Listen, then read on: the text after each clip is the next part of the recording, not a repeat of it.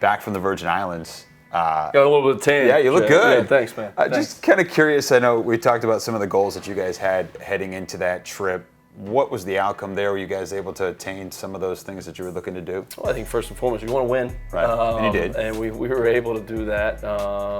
We really wanted to use the trip as an experience for our team to connect and bond, and our staff to connect and bond. There's a lot of new faces in the Champion Center right now, and so I think from that standpoint, it was a very, very successful trip. We played against the University of Calgary that played for the national championship last year in Canada.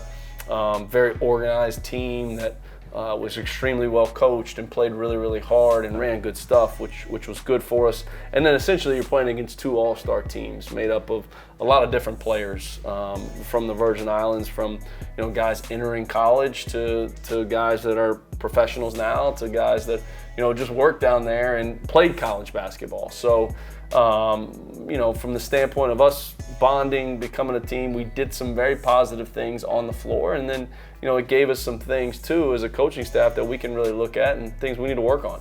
Tell me about some of the freshmen. That's going to be a big focal point this season. Of course, you've got Trey Mitchell leading the way, but tell me a little bit about some of those guys and how they performed. Well, John Buggs was the only guy that wasn't able to play for us. He had his knee scoped right before we left. We wanted to make sure we get his knee 100% going into the fall. Should be good for the start of practice. At the end, it should be good even before that. But I thought all six of them did some very positive things for us down there.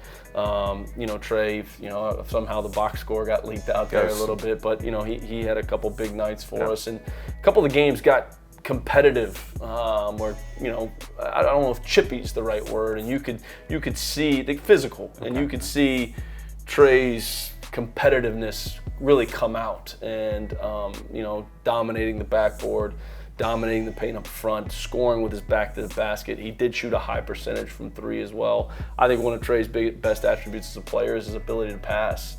A guy that I thought really gave us a lift whenever he was in the game was Preston Santos with his motor. He had a possession there, a couple back-to-back possessions with offensive rebounds, stealing the press. Preston, nobody could jump higher than him. He had some highlight reel dunks. So was really proud of how he played and performed. CJ Jackson shot a great percentage from behind the three-point line throughout the weekend.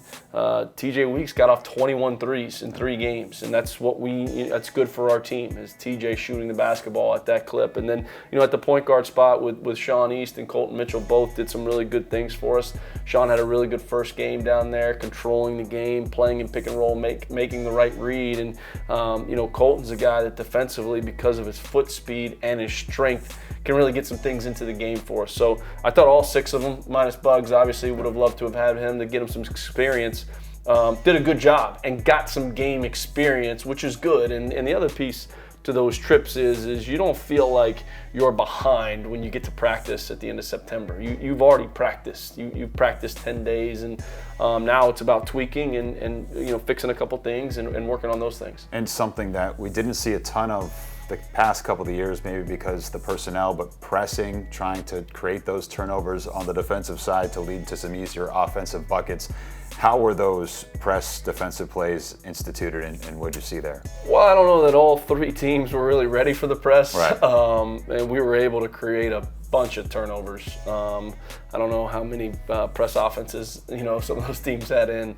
But the one thing I'll give our guys a tremendous amount of credit is they played really hard, and we had some success in the press. Obviously I think once you get playing games that count for real, teams are going to be prepared for it. They're going to have press offenses in and different ways to attack it. But to be a pressing team, you have to be bought into it.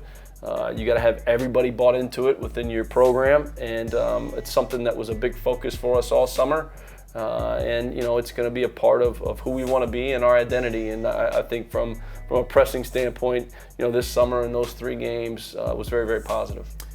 Looking good. Glad to see you again. Yeah. And glad the trip went well. Glad to be back. Yeah, excited absolutely. to get it going here for real. All right, we've got our full conversation with head coach Matt McCall on the Plant the Flag podcast, available wherever you get your podcasts.